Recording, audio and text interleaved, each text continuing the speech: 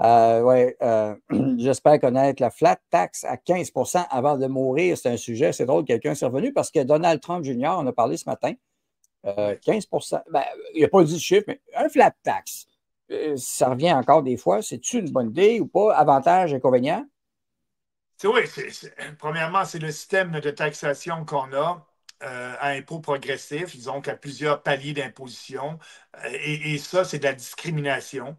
Il faut cesser ça. Si on veut que tout le monde soit traité également devant la loi, c'est ça, avoir un pays libre et démocratique. C'est que on traite tout le monde également, ce qu'on n'a pas fait durant la COVID. On a donné des privilèges à certains, on a enlevé des droits à d'autres, etc.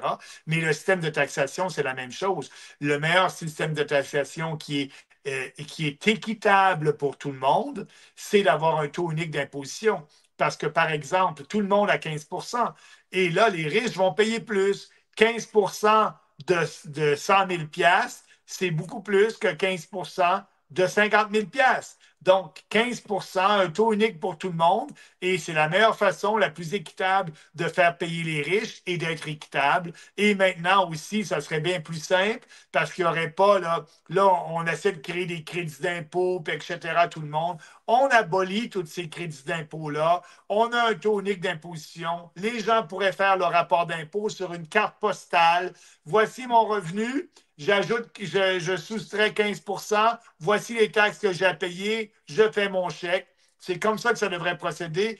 Et ce qu'on devrait faire aussi, Daniel, c'est un référendum sur l'impôt sur le revenu, c'est-à-dire que le gouvernement, dans son rapport d'impôt qu'il nous envoie à chaque année, Mhm. devrait poser une question aux gens. Êtes-vous d'accord d'éliminer tout et tous les crédits, les déductions, etc., pour un taux unique d'imposition, oui ou non, en remplissant votre rapport d'impôt, une petite question, oui ou non. Et si la majorité des gens disent oui, bien on abolit tout ça, puis on a un taux sur le revenu et les gens vont être capables de faire le rapport d'impôt sur une carte postale. Ils n'auront pas besoin d'aller voir un comptable. En même temps, il faut abolir l'impôt sur les gains en capitaux, c'est la position qu'on a. Il faut permettre la création de la richesse. Et je vais terminer là-dessus. Je viens de la Beauce, Daniel. Je suis né en 1963. Je jouais en Beauce avec mes voisins. J'ai un voisin que son père était vendeur de linge dans une boutique de linge en Beauce. Il- et, et, euh, et le voisin était mon ami avec qui je jouais dans la rue quand j'étais très jeune. Et on était quatre enfants chez nous. Chez le voisin, il y avait quatre enfants aussi. La femme, la mère ne travaillait pas, ma mère ne travaillait pas. Le père travaillait, le père restait dans une maison et il était vendeur de linge dans une boutique. Croyez-vous aujourd'hui qu'un vendeur de linge dans une boutique avec son salaire peut acheter une maison, avoir une hypothèque, faire vivre une famille de quatre enfants lorsque la femme ne travaille pas? Non. Non. Ça, c'est la faute des gros gouvernements tentaculaires qui ont grossi, qui ont grossi, qui ont grossi. Et nous, bien, notre richesse a diminué en tant qu'individu. Aujourd'hui, ça prend un minimum de deux salaires pour pouvoir subvenir à une famille de deux enfants. C'est la réalité, c'est la triste réalité. On devrait couper ces gouvernements-là et c'est notre position à Ottawa pour ramener l'argent dans les poches des gens. Et on se demande pourquoi les Québécois, les Canadiens ne font pas d'enfants. Parce que ça coûte cher faire un enfant, parce ils veulent donner le meilleur à leurs enfants. On veut toujours que nos enfants soient mieux que nous et qui réussissent dans la vie mieux que nous en tant que parents. Moi, c'est ce que je veux. Je veux que mes deux filles me surpassent. D'ailleurs, elles parlent mieux anglais que moi. Elles sont parfaitement bilingues. Mais on veut que nos enfants fassent mieux que nous, les parents. Et c'est comme ça qu'une société grandit, c'est comme ça qu'une société s'enrichit. Mais là, aujourd'hui, avec ces gouvernements-là, tant à Québec qu'à Ottawa, qui dépensent de l'argent qu'on n'a pas, ben nous, le peuple, on s'appauvrit et c'est le temps d'arrêter tout ça.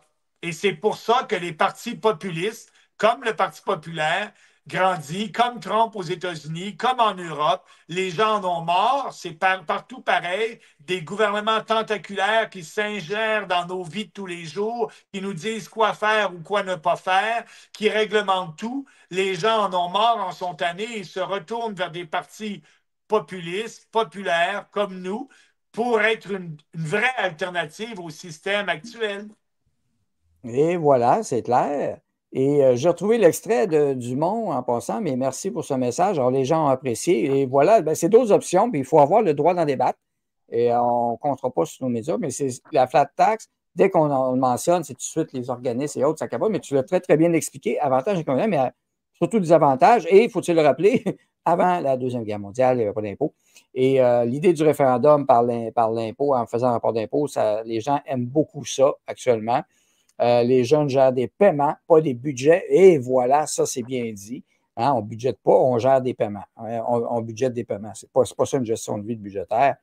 Il ne faut pas oublier aussi de dire aux gens que tu as raison, l'impôt sur le revenu au Canada a été mis en place après la Première Guerre mondiale et ça devait être temporaire. Tout Ouais. ce qu'un gouvernement fait puis vous dit que c'est temporaire, ne croyez pas. Exemple, les nouveaux programmes que Trudeau a mis dans des champs de juridiction des provinces en ce qui concerne l'assurance dentaire. Le Ouais. fédéral n'a pas à s'en mêler de ça, c'est provincial, mais c'est un programme qui va être permanent parce que Poilievre n'aura pas le courage de couper dans un programme qui donne supposément des bénéfices aux gens. Ah non, non, ça prend du courage et des convictions pour le faire. Et toi, tu en as